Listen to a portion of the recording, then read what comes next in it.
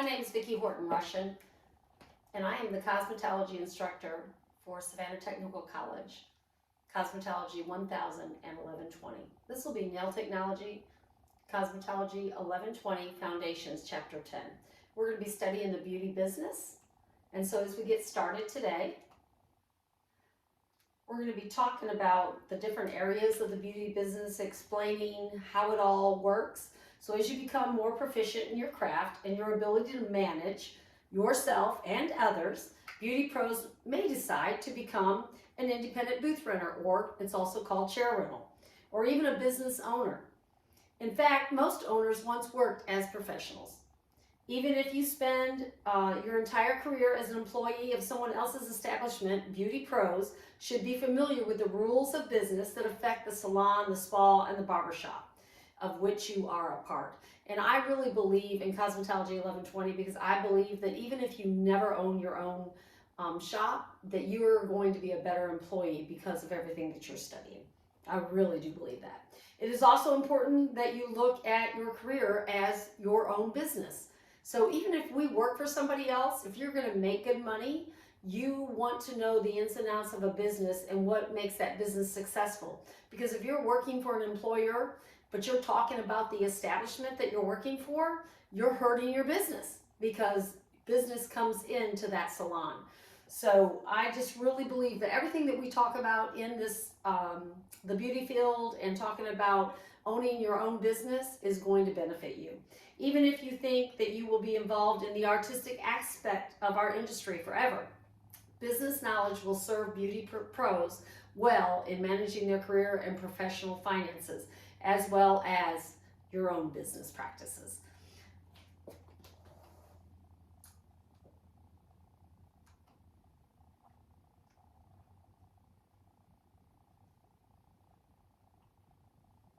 If you reach a point in your life when you feel that you are ready to become your own boss, and listen, you may think, I'm never going to do that, but I'm telling you, in 10 years from today or 5 years from today, you may say, you know what, I think I do want to become my own boss. So just put it on the back burner if you do not feel like it's you right now, because you never know. Owning your own business could be one option, or renting a booth in an existing salon, or chair rental as they call it. Both options are extremely serious undertaking that requires significant financial investment and a stronger line of credit. Even booth rental is probably the cheapest way to go to start your own business, but there's still, you have to have some form of banking or finances to get supplies and everything else that you need. Entire books have been written on each of the topics touched in this chapter. So be prepared to research your business ideas extensively before making any final decisions about opening a business. Following information is only meant as a general overview. And you guys know that even cosmetology, going through it is just an overview for you to get your license to be a safe professional, because that's what we want to be. We want to be safe. We want to be efficient. We want to practice our skills, that we can perfect them, that we can be the best that we can be. So whether you're opening a small destination spa, large franchise national salon, or modest independent barbershop, you must carefully consider some basic issues and perform fundamental tasks as outlined.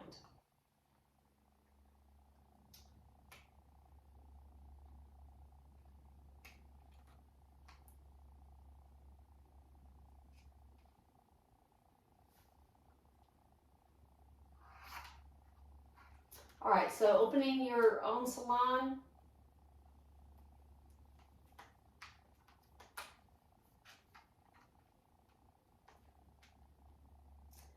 There's different areas of the business plan, and you guys have been doing the business plan, but you've just been doing it on a PowerPoint.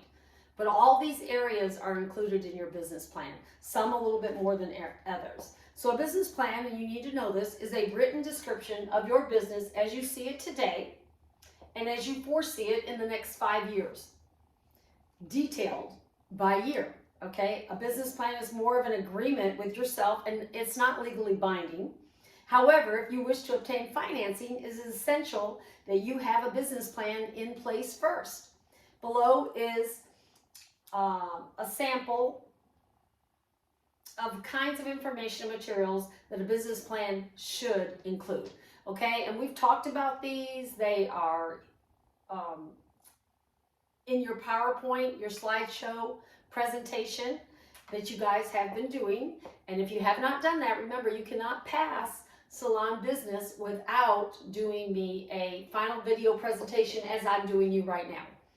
Okay, so good place to just kind of pitch this in for a second. All right, I'm not sure if you guys see this cord. Hold on. So let me walk over myself. See this cord right here? It goes down to my computer. All right, it's called an HDMI cord, and it hooks into the back of my TV. Then I go to source. Well, I go to input first with my remote, and then I go to source with my TV remote, and I just go over to the HDMI and press on it. That's it. And then it views my computer screen.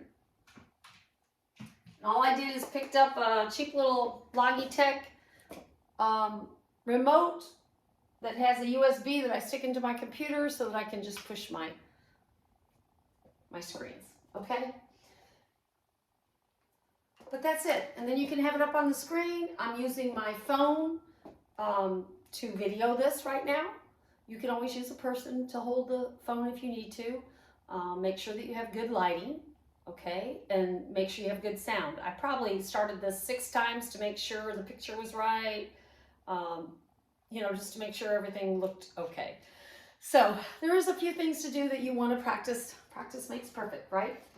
So the first part of your business plan is going to be your executive summary, a summary of your plan and a list of your objectives. And we do that inside our PowerPoint slides, okay?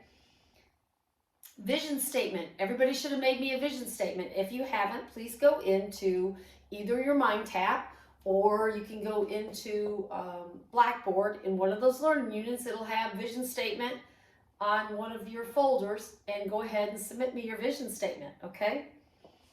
A long-term picture of what the business is to become and what it will look like when it gets there. Remember, we can Google almost anything now, so when you are confused about something, Google it. Google it, guys. Use technology for good.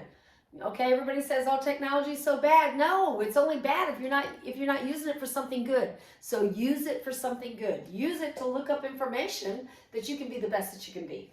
A mission statement, and you also need to submit me a mission statement, okay? And there should be a box for it inside MindTap and inside Blackboard. So whichever you do, it doesn't matter. I will grade it and put it where it needs to go. Mission statement, a description of the key strategic influences of the business, such as the market you will serve, the kinds of services you will offer, and the quality of those services. And we talk about that in your slideshow. That's why it's so important that on your service slide, don't just give me a few services, give me how much you're going to charge for them also. Okay, because if you're pitching to me, your final video presentation is pitching to me so that I'll loan you money for your business. Okay, so you need to pitch it. You need to sell yourself, and I need to see your project. Your organizational plan, an outline of the employee and management levels and descriptions of how the business will run administratively. In other words, that's why I put the payee slide. How are you going to pay your employees? So you said, well, I'm not going to have employees. Well, if you did, tell me how you would pay your employees, okay? Don't tell me you don't have employees. Just tell me how you would pay your employees if you had them. What does that mean? That means you have looked it up and you know how much commission somebody would normally get. Look it up, you know how much hourly, what the minimum wage is, or look up how much do a starting stylist get in Georgia or North Carolina, Florida, wherever you're going to be, okay? Marketing plan, an outline of all the research obtained regarding the clients your business will target and their needs, wants, and habits. We have a slide for that. Marketing plan, an outline of all the research obtained regarding the clients your business will target, their needs, wants, and habits. Financial documents, projected financial statements, actual historical statements, and financial statements analysis. And that's where you do your demographics for the area. You know, what are the communities that are there? What is the age of the people that are there? who are you targeting? If you're going to an area and you haven't even done your demographics, you don't even know who you're targeting. Who is there to target? Because if you came to Summerfield, Florida, but you want to do a whole bunch of designs with nails, then you are in the wrong area. Because in Summerfield, they're all older ladies and they really don't want all those designs. You may get away with one design, and there are a few that it will take, but not all those designs. So if you're really a creative person, this may not be the place for you. Okay. Supporting documents, the owner's resume, personal financial information, legal contracts, and any other agreements. Business policies that even small shops and booth runners should adhere to, and that ensure that all clients' employees are treated fairly and consistency. All those are added into your PowerPoint, or should be. Now, a lot of them you just can have as attachments, but they're good to have in that area because it shows you know what you're doing. So if you're trying to get somebody to invest in you, then you have to sell yourself like you're a good business-oriented minded person. And when you do, then they will sell. They will back you. All right, so opening your own business.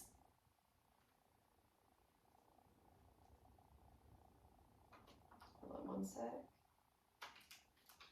Create a vision and mission statement for the business. We just talked about that. A vision statement is a sweeping picture of the long-term goals for your business. That's what a vision statement is. What's your long-term vision?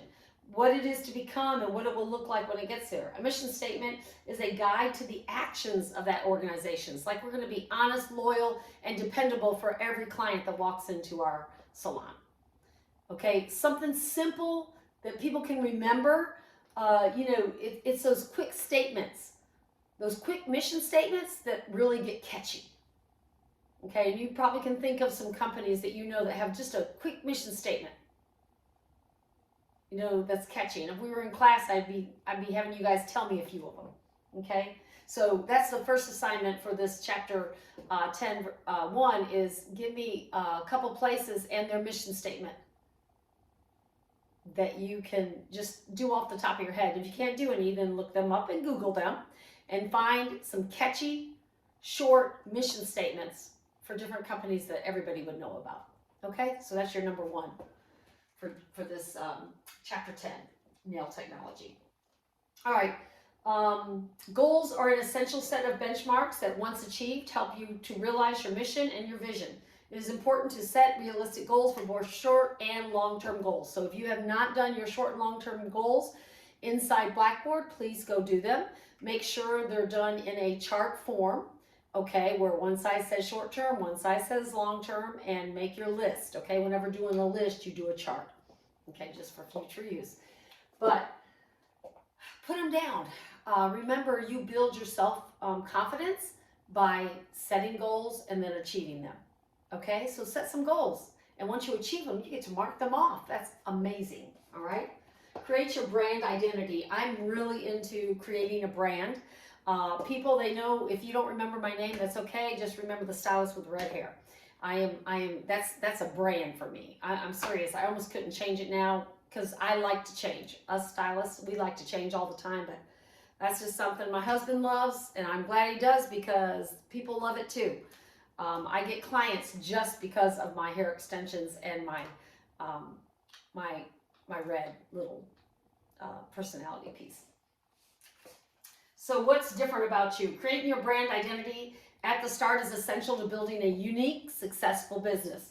To create your brand, start by identifying a few simple concepts to use as building blocks to build your identity. So think about it. Say, well, I don't really have an identity. I mean, I don't know. Then start making one. Find something that will be different about you. Okay, for me, I wear the nails, but I'm not doing nails all day. I'm not in nails all day long. But when I did do nails in my own salon, I just put extra coats on mine so that I didn't have to keep doing them. Okay, but I change every week because I get bored. So I love to change nail designs. So I'm known for my nails. Okay, that's something different about me. My little personality piece. It goes kind of with my personality. So find something that's different about you that says wow, that people will be wowed. What is your point of difference? What is going to make a client want to visit your business versus the one across the street? They're going to come into me when they're depressed. They're going to come into me when they're down because I always project upliftedness. I'm always positive. I always look at the glass half full, not half empty. My mother was like that. So way before, I'm telling you, my mother was like that. So I've just always, and I can't say I've always been positive, but my mother was always positive. And so I did glean that from her. What are you selling? Every salon, spa, and barbershop sells beauty services. They all sell beauty services. So what else are you selling? Are you selling an atmosphere? Like where I work right now in Bellagio, they're selling the atmosphere. That's what they're selling. When you come in there, you know you're going to pay more for your haircuts, for your hair color, for your pedicures, for your manicures, because it's the environment. They're selling it, and they do a really good job at selling it. They keep it very sparkling clean. It's very fancy. It has chandeliers, the big chairs. It's gorgeous. Are you selling family friendly, luxurious, cost conscious? Okay? Any of those, just find a point of difference because there's plenty of clients for everybody. What is your aesthetic? Will there be a consistent color or theme? Is it uniform in the staff and what they wear? Okay, black and white is kind of the stylish normal, but if you're a nail technician, you might go with a few different colors. We have a nail lady at ours, and she you know what sets her apart? She wears a different color apron. She has a lavender apron. She has a light pink apron, and it's really cute. It's really cute, and she just looks cute. She's from all the it sets her apart. For Katie, it's her blue in her hair and her personality. It's kind of like mine, spiky. You know what I'm saying? That's what sets her apart. Mr. Jimmy, he kind of has that quiet demeanor, but he's like a servant. He just serves. He just serves them. They love it. Those old ladies, they just love it.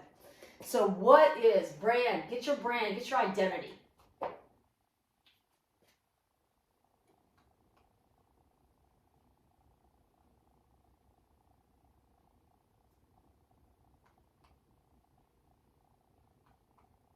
Okay.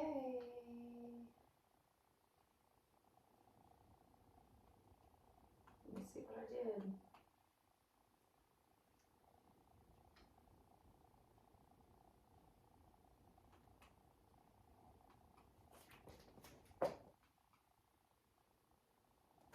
And this is what happens.